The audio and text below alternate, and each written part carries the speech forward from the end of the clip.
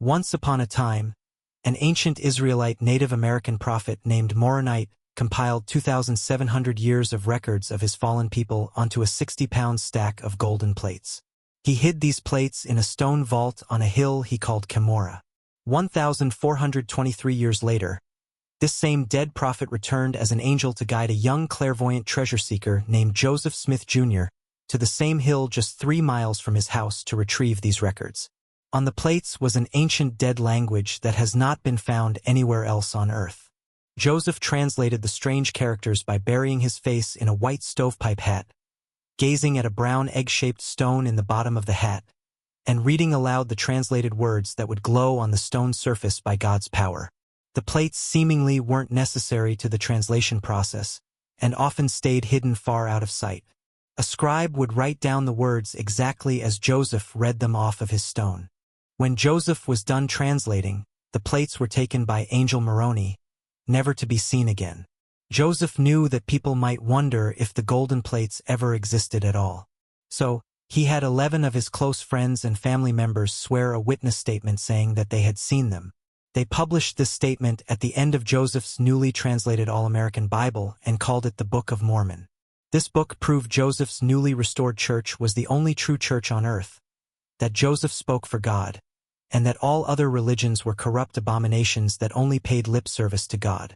Does this story sound like something someone would make up? Possibly a bit far-fetched or fantastic.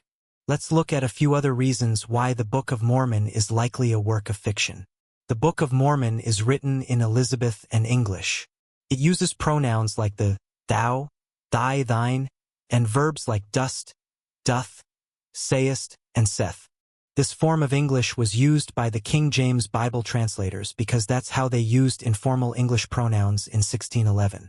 It would have been common English to William Shakespeare or John Milton, but it sounds poetic and otherworldly to our modern ears. People in Joseph Smith's time didn't speak like Elizabethans. If you read Charles Dickens, Victor Hugo, Edgar Allan Poe, or Mary Shelley, you won't find many Elizabethan pronouns or verbs in their novels. Abraham Lincoln didn't use Elizabeth and pronouns in his speeches.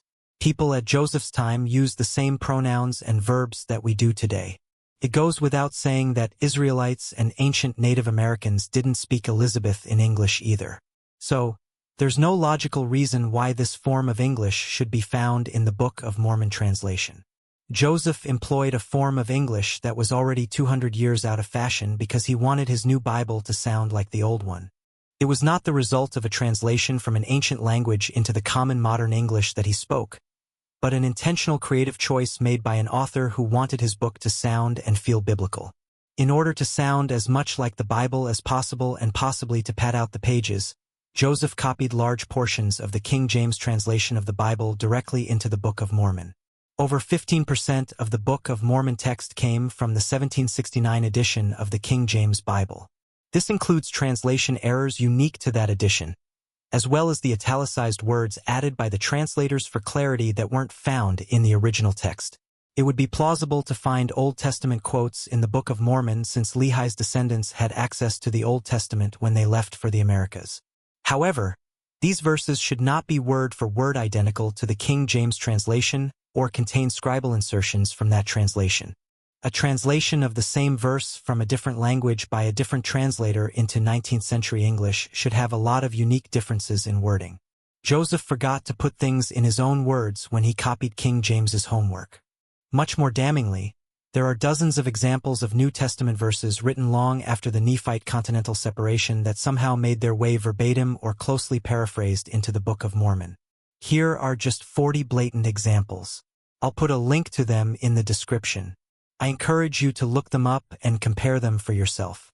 There is no possible way these New Testament verses find their way into the Book of Mormon without clumsy plagiarism by Joseph or his associates. Portions of Isaiah are believed by scholars to have been written by an anonymous author after the Babylonian exile and are referred to as Didero Isaiah. Lehi left Jerusalem before the exile, so he shouldn't have had access to the second portion of Isaiah written after his departure to the Americas. Yet 1st Nephi, 2nd Nephi, and 3rd Nephi all contain these post-exile writings. 3rd Nephi 13:7 contains an erroneous translation made in the 1550s Geneva Bible by Calvinists. The original meaning of the Greek text in Matthew 6 verse 7 was, "When you are praying, do not heap up empty phrases as the Gentiles do." In other words, don't be thoughtless and long-winded. Don't blather on or ramble. Calvinists tweaked the translation to reflect their belief that the vain repetitions of the Catholic prayers were displeasing to God. What is this erroneous 1550s Calvinist retcon of Christ's teachings doing in a verse supposedly written 1,500 years before Calvinism? Mark 16, ES 9-20 weren't a part of the original manuscripts of the Book of Mark. They were added sometime during the 2nd century by an unknown author long after Mark's death.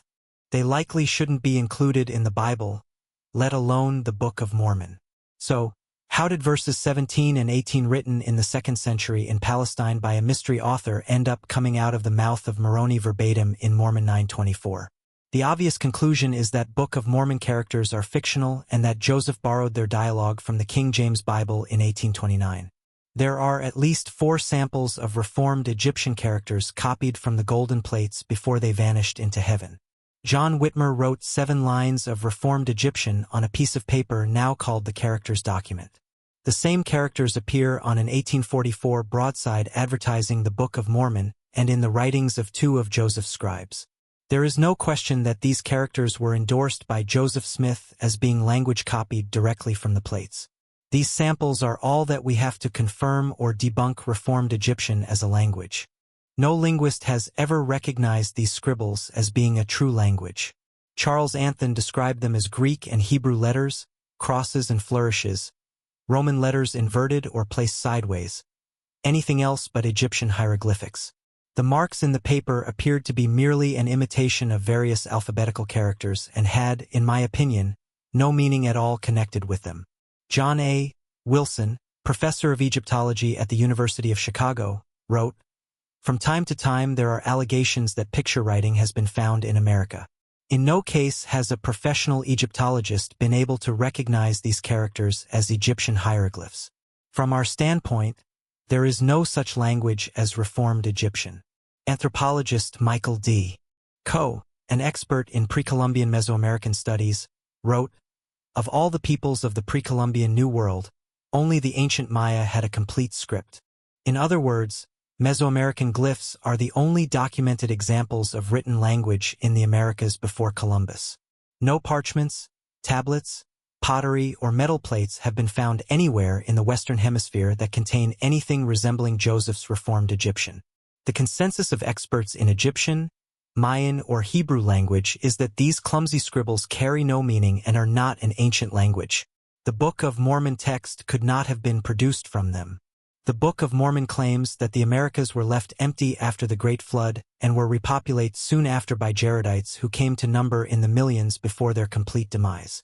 They were followed by Lehites and Muites who also came to number in the millions. The land was preserved and set apart exclusively for the righteous whom God would lead out of Jerusalem according to his covenant with Lehi. No other nation could find their promised land or take it from them as long as their covenant was observed. According to that covenant and the Book of Mormon narrative, every migration to the Promised Land was from the Middle East. The Lehites and Muites came from Jerusalem and the Jaredites came from Mesopotamia following the Tower of Babel narrative. With God's covenant of promised exclusivity in place, there should have been almost exclusively Middle Eastern people and culture in the Americas when Columbus arrived. If the Book of Mormon were true and if Noah's global flood actually happened, then indigenous Americans should have almost exclusively Middle Eastern DNA. They should speak languages with Semitic traces. They should have a written language that bears some resemblance to Reformed Egyptian or Hebrew.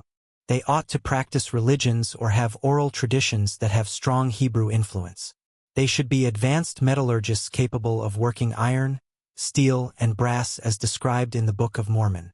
They should keep domesticated Old World animals like horses, cattle, goats, and swine, and cultivate Old World crops like wheat and barley.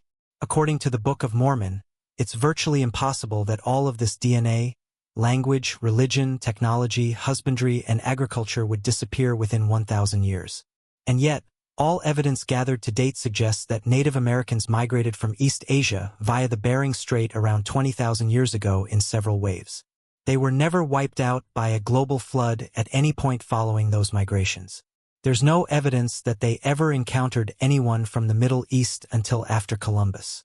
Their DNA has East Asian origins. Their thousands of unique languages have no Semitic or Indo-European influence. There are no cultural or religious remnants of Hebrew origin among any indigenous group.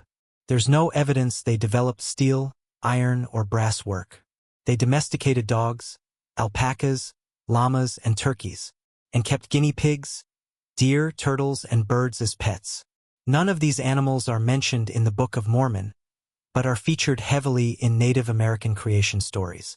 Nothing in indigenous populations points to Hebrew origins or influence, and nothing in the Book of Mormon aligns with any real-world indigenous culture. Don't just take my word for it. Here's what the scientists have to say. I'm not aware of any credible genetic or archaeological evidence that suggests there was a migration of peoples directly from the Middle East or Europe to the Americas more than around 1,000 years ago. The only support for this picture of Native American Old World interactions 2,000 years ago comes from resurrected frauds and distorted history. There is no credible archaeological or genetic evidence to suggest that any Old World peoples migrated to the Americas after the initial incursion from Siberia prior to the tentative foray of the Norse beginning at around 1000 CE other than limited contacts between Siberia and the American Arctic. Scientists have found no evidence of Israelite DNA entering any Native American population during the Book of Mormon period. The simple explanation for this failure is that the Book of Mormon is fiction. As far as I know, there is not one professionally trained archaeologist who is not a Mormon who sees any scientific justification for believing the historicity of the Book of Mormon. And I would like to state that there are quite a few Mormon archaeologists who join this group. Today, the Church does not take any official position on the identity or geography of the Lamanites. They altered the introduction to the Book of Mormon because its original claim that Lamanites were the principal ancestors of Native Americans did not align with reality. The migrations and peoples mentioned in the Book of Mormon existed only in Joseph's imagination. If you wanted to find archaeological evidence for the Book of Mormon, there's no better place to look than the Hill Camera. The Hill Camera is a drumland in Palmyra, New York that numerous early Latter-day Saint leaders identified as the same Hill Camera mentioned in the Book of Mormon narrative. In fact, it is the only positively identified geographical location in the entire book. The Book of Mormon claims that two great civilizations met their end at Hill Camera. 2 million Jaredite soldiers and 230,000 Nephite soldiers died at the same hill. Assuming the Nephite were matched in strength by the Lamanites, then roughly the same number died on the Lamanite side, bringing that battle's total to 460,000 men. The Book of Mormon additionally suggests their wives and children died in these battles. So, how many total Book of Mormon people would have died in the vicinity of the same hill? Estimates for the total number of Jaredites varies widely. Among church-friendly sources, I have seen estimates between 6 and 20 million. I'll be generous and assume only 7 million Jaredites died in their final battle. Males over the age of 15 generally represent 37.5% of a population. With the Nephite, Lamanites, Jaredites, and their wives and children all accounted for, there should be at least 8.2 million bodies scattered near the Hill Camera. That's 130 LL Edwards stadiums or 392 General Conference Centers worth of people. There aren't enough pixels in your screen to represent that number of people. This is what 8 million people would look like if you put them shoulder to shoulder and tried to fit them in the same picture. That's how many bodies we are talking about all piled up at the same hill. So where are the bones? The millions of arrowheads, spears, and swords, the slain war horses. A population of 7 million would require at least 7 million acres of farmland to survive. That's an area the size of Massachusetts. They would need roads and carts and draft animals to harvest and trade food. They reportedly used gold and silver currency and kept swine, goats, oxen, cattle, horses, and donkeys. They built temples, synagogues, and sanctuaries from cement. So where are the cement buildings, the roads, the carts? Where are the bones of millions of non-indigenous old farm animals? Where are the millions of gold and silver coins? Where are the pots and pieces of jewelry? How has an area the size of Massachusetts covered with more than 8 million dead Middle Eastern bodies and their artifacts gone missing? These artifacts certainly aren't found anywhere near the Hill camera in Palmyra, New York. LDS archaeologist John Clark found it is a clean hill. No artifacts, no walls, no trenches, no arrowheads. The area immediately surrounding the hill is similarly clean. Pre-Columbian people did not settle or build here. This is not the place of Mormon's last stand. We must look elsewhere for that hill. Thomas Ferguson, an LDS amateur archaeologist who spent 20 years of his life trying to find the archaeological evidence for the Book of Mormon, concluded that you can't set Book of Mormon geography down anywhere because it is fictional and will never meet the requirements of the dirt archaeology. LDS apologist Terrell Given admits that not one single archaeological artifact has been found that conclusively establishes a direct connection between the Book of Mormon and any actual culture or civilization of the Western Hemisphere. Book of Mormon evidence has not been found anywhere near the Hill Cumera in Palmyra or any other hill in the Western Hemisphere. It will never be found because these great civilizations and their impossibly apocalyptic battles were pure fantasy. An anachronism is when something shows up in a time period where it doesn't belong. If you were reading a history that was written during the Middle Ages and it began talking about travel by steam engine, that would be an anachronism. You would instantly know that the author actually lived sometime after the 1712 invention of the steam engine and that they were a very poor historian and a fraud. Such is the case with the Book of Mormon. Horses mentioned 14 times in the Book of Mormon went extinct in the Americas 6,000 years ago and were not reintroduced until after Columbus. No horse remains have been found anywhere in the Americas that date to Book of Mormon times. Similarly, elephants or mammoths also died out 6,000 years ago. They are mentioned in Ether 9:119, 3,700 years after they died out.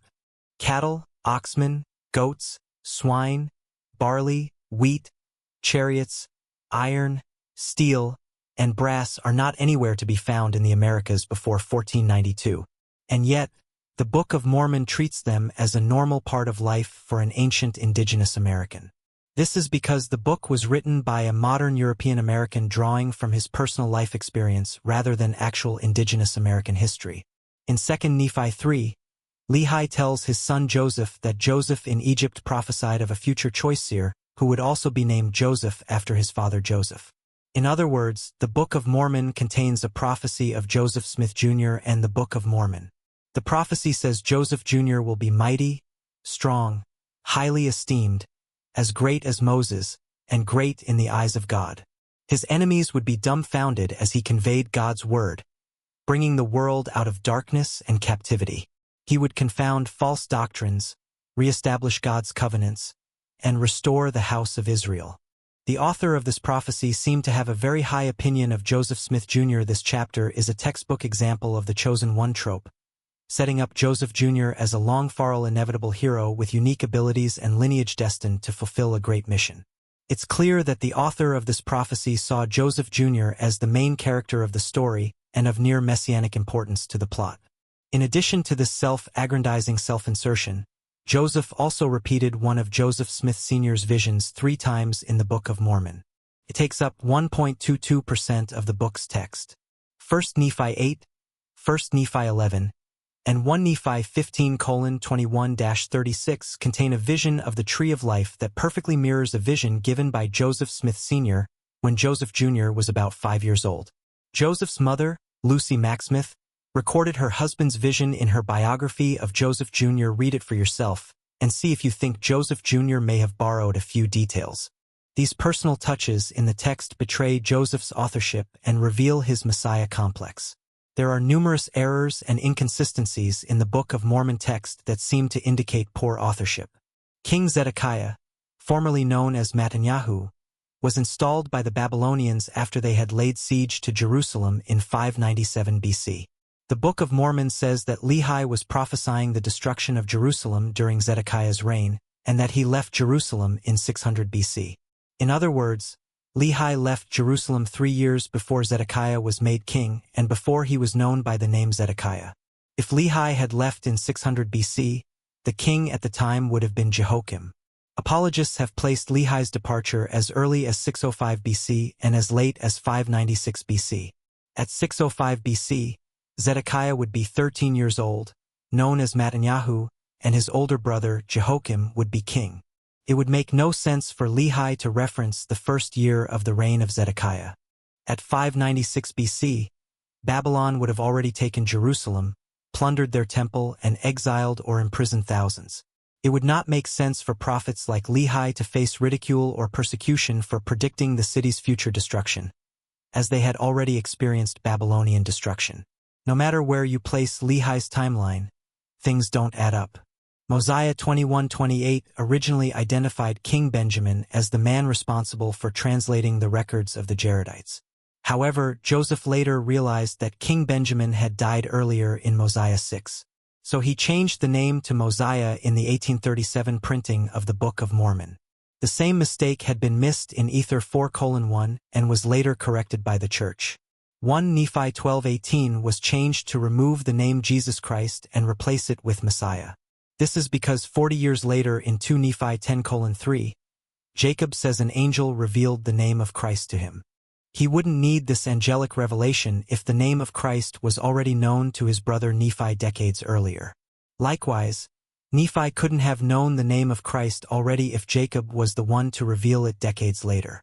Joseph corrected this mistake in the 1837 edition. Alma 53 and 56 both discuss Helman's departure with his 2,000 warriors, but there's a 2-year discrepancy between the two accounts. Alma 53 says they left in the 28th year, while Alma 56 says the 26th year.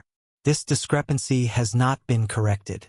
2 Nephi 5:15-16 suggests that all kinds of wood and precious metals were in great abundance. The next verse says that their temple couldn't be built exactly like Solomon's because precious things were not to be found upon the land. This seems to be a contradiction. Jacob 22:23-24 says King David's taking of many wives and concubines was abominable to the Lord. Doctrine and Covenants 132 says David's polygamous practices were not sinful. This doctrinal contradiction remains in both texts. Alma 294 was changed in 1837 to remove the idea that God's decrees are unalterable. Doctrine and Covenants 564-5 says that the Lord commands and revokes as he pleases. Joseph seemed to regret placing restrictions on decrees from God and wanted more freedom to improvise. The original wording has been restored in modern printings, now contradicting section 56. Alma 34:36 and several other Book of Mormon verses suggest that the Lord dwells in the hearts of the righteous. Doctrine and Covenants 130:3 says that the idea that the Father and the Son dwell in a man's heart is an old sectarian notion and is false. These false sectarian notions remain in the Book of Mormon. There are too many inconsistencies in the text to fully discuss here, but taken together, they seem to reveal the work of an inexperienced author. Joseph Smith's first scribe, Martin Harris, had a troublesome, doubting wife who either hid or destroyed 116 pages of the Book of Mormon translation manuscript. It's possible that she intended to test Joseph's ability to re-ransace the same section of the plates. Unfortunately, God forbade Joseph to re-ransace them. Fortunately, the Book of Mormon prophet Nephi had made a record covering the exact same time period and events as his father Lehi, though with fewer historical details. Mormon had included both versions of events in his abridgment, despite one being redundant and less historical. Joseph was allowed to translate Nephi's more vague backup record instead of Lehi's, and the problem was almost solved. 2 chapters of Mosiah were lost forever, and some confusion between the Mosiah and Benjamin characters had to be ironed out later. But the Book of Mormon project had been put back on track. Why did Nephi make a record covering the same events as Lehi that contained fewer historical details? Why did Mormon include both records in their entirety rather than abridging them into one? What are the odds that both of these irrational, time-consuming decisions would pay off more than 1,000 years later when a foolish man handed his antagonistic wife 2 months' worth of work that God wouldn't allow him to do a second time? The explanation the Book of Mormon gives is that God, having foreknowledge of Lucy's betrayal, inspired these men to go to twice the effort so that there would be a backup record after Joseph and Martin squandered the first one. God could have saved everyone a lot of trouble by just warning Joseph of what Lucy planned to do, but instead made 4 men work on the same ultimately useless record. An alternative explanation is that Joseph knew that his memory wasn't good enough to reproduce the 116 pages, and that his lack of translation abilities would be exposed if he tried. So, He instead made a loose approximation of the same story and invented an explanation for why it wouldn't match the first account. This is a story of a con man's improvisation under pressure, not of miraculous prophetic foresight. The Book of Mormon stories that your teachers taught to you are not true. An inventive confidence man inspired by religious revivals and mound-builder myths saw an opportunity to make money, to make a name for himself, to gain power and influence over the gullible and superstitious, to have extramarital affairs sanctioned by God, and to impersonate God whenever he wanted something from his followers. The novel he produced is not historical nor divine nor engaging.